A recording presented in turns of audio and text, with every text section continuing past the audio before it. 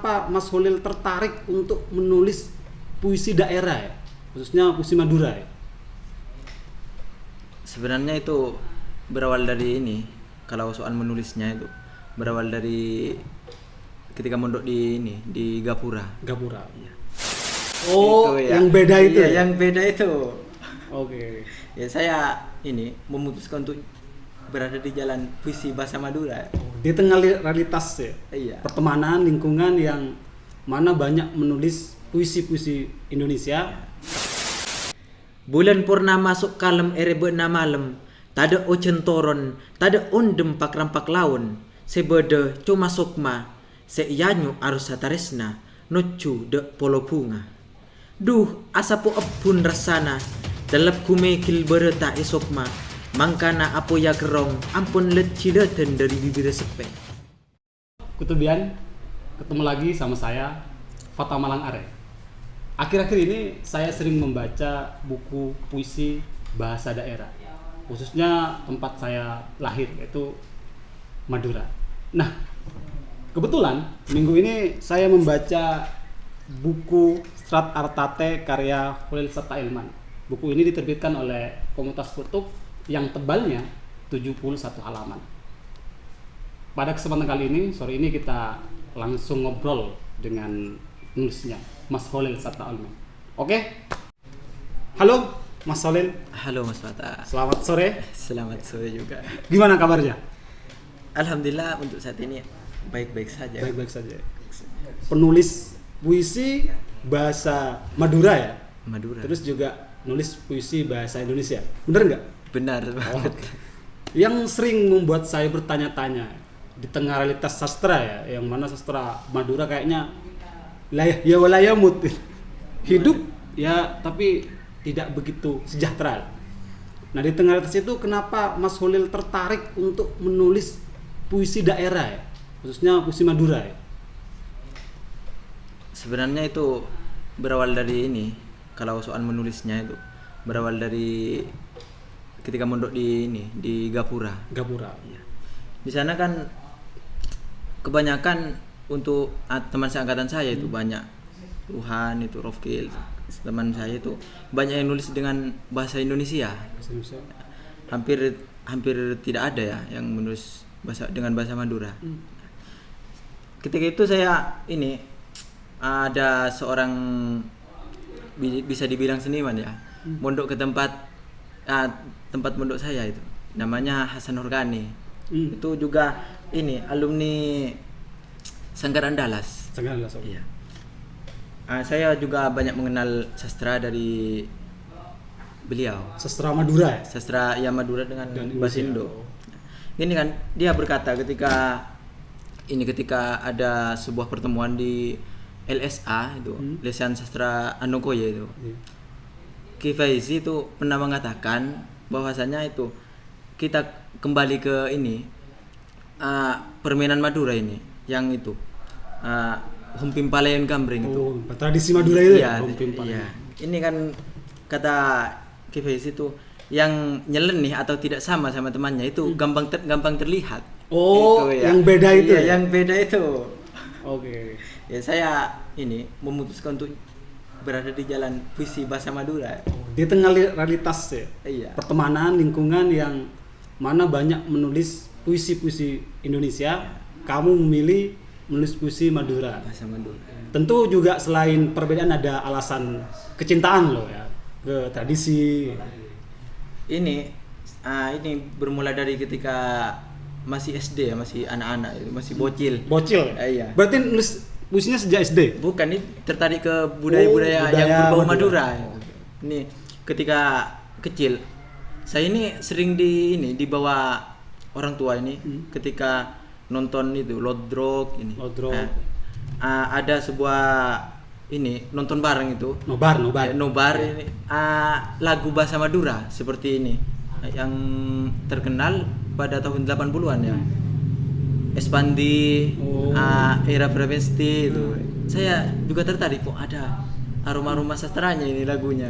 Oh iya. Tertarik dari situ. Dan karena kamu hidup di lingkungan Madura dan keluarga yang kebetulan sering mengajakmu ke tradisi Madura, Kamu kayaknya lahir tahun berapa sih? 2000-an ya? 2002. Nah, 2002 kayaknya masa-masa lagu dangdut tradisional muncul. Dan itu teman-teman sekalian dibawa ke puisi-puisinya sama Mas Holil. Di puisi ini juga banyak puisi-puisi dia yang mengangkat tema-tema tentang dangdut yang dirasakan pada zamannya. Madura lewat sisi lain. Oke, selain terkait dengan kamu alasanmu nulis puisi Madura yang juga membuatku sering bertanya-tanya. Sebagai orang Madura nih kan, kebetulan saya orang Madura juga. Kenapa Serat Artate itu? Apa sebetulnya Serat Artate itu? Ini sebelum itu kan aku kan baru diterbitin kan. Iya. Aku ini mempunyai konsep udah dari ini ketika Alia sudah di Nasmod. Sejak Alia kelas 1 lah untuk menerbitin. Alia kelas 1 dia udah nulis puisi Madura dengan konsepnya. Gimana itu? Kalau nulisnya itu udah kelas 2 MTS aku. MTS udah puisi Madura. Iya, puisi Madura. Memang mantap sekali. Ini kan. Gimana? Pada awalnya itu di kelas Alia, aku sudah matang dengan sebuah ini apa ya? Konsepnya gini, mau bikin buku yang judulnya itu pertama kali Mata Taresna. Di sana berisi 2 subbab, Mata dan Taresna. Nah, Mata itu berisi puisi perjalanan aku ini dari awal mondok itu ke Gapura. Dan Taresna itu ini menulis soal percintaan atau asmaradana. Jadi Mata dan Taresna. Ya. Mata perjalananmu, sub nanti Taresna itu di percintaanmu. Oke.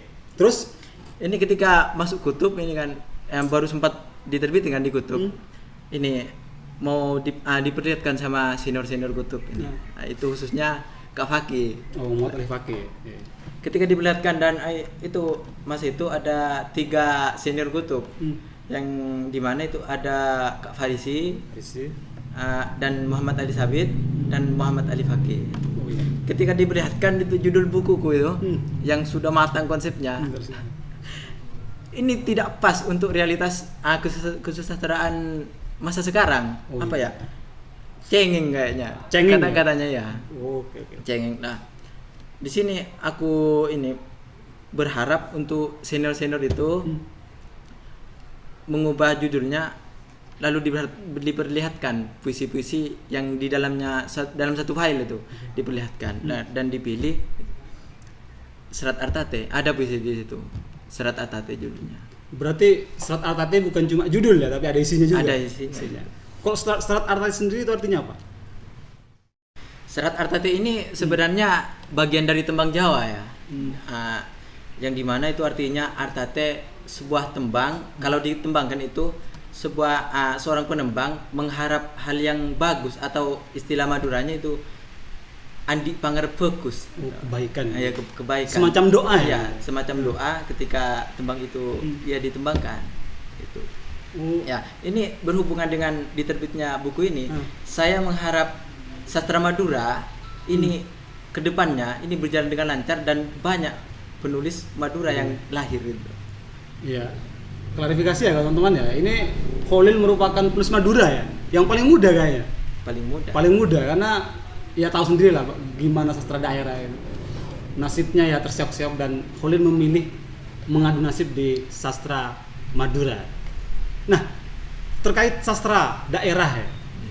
Gagasan yang pengen kamu bawa kepada kesusastraan Madura itu apa? Dalam buku ini khususnya ya, dalam buku ini gagasanmu itu apa? Yang mau kamu kasih tahu kepada halayak ramai dunia kita. Ketika saya menulis puisi bahasa Madura di Gapura, saya ini bahan bacaannya hanya ada 2 buku. Ketika ada 3 buku berbahasa Madura.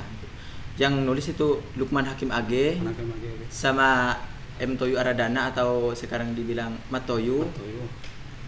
Di sana Lukman Hakim AG ini menerbitkan 2 buku berbahasa Madura dan Matoyu menerbitkan 1 buku. Nah, di situ saya terbentuk bahasa baru ketika membaca puisi itu. Nah, saya ketika itu kan marak-maraknya ini sanja atau puisi yang tayang di Radar Madura. Berarti sanja itu untuk Saja Iya, di Madura puisi. berarti sanja ya? Sanja itu. Sanja. Oke. Ini saya ketika membaca ini yang puisi-puisi yang tayang di bahasa di ini di Koran Radar Madura itu, rasanya ini bahasa Indo, cara pengungkapan ya, bahasa Indo yang dimadurakan. Ini ini tidak punya ciri khas cara bicara orang Madura. Tidak otentik orang Madura, Iya. bahasa Madura Iya. ya. Oke, bagus ya. Terus Ya, kemudian saya ini punya kemauan untuk menulis bagaimana itu kan Kak Toyo itu dalam buku cerpennya mengangkat tema tentang kehidupan di masyarakat Madura. Dan Kak Lukman Hakim AG ini mengangkat tema eksistensi juga tentang bagaimana hidup di negeri orang itu. Nah, saya mulai dari situ tumbuh pikiran saya berinisiatif untuk mengangkat tema cinta. Nah, dan pada saat itu ya karena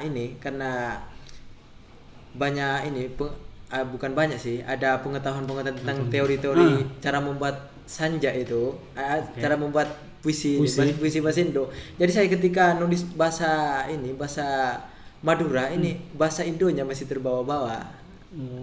Ya, sampai saat ini saya berusaha menghilangkan bagaimana yang dulu bahasa Indonesia yang dimadurakan menjadi yang cara khas bahasa Madura. otentik bahasa Madura ya. Dengan gaya romantisme. Iya. Berarti Kholil dengan bukunya Serat Artati ini mencoba membawa gagasan puisi-puisi romantisme ya. Yang mana mungkin tidak banyak orang mengekspor. Dan perlu teman-teman ketahui juga bahwa Kholil Sabta Ilman ini merupakan penulis bahasa Madura yang paling muda kayaknya. Yang dalam kalangan yang menerbitkan buku Paling muda ya. Iya sih. Dan tentu Lukman sama Matoyo hidup di zamannya, Kholil juga hidup di zamannya. Dan zaman Kholil yang masih muda erat kaitannya dengan cinta. Dan puisi Madura yang cukup berhasil mungkin punyanya Mas Kholil. Nah, terakhir ya Mas Kholil, pertanyaan terakhir.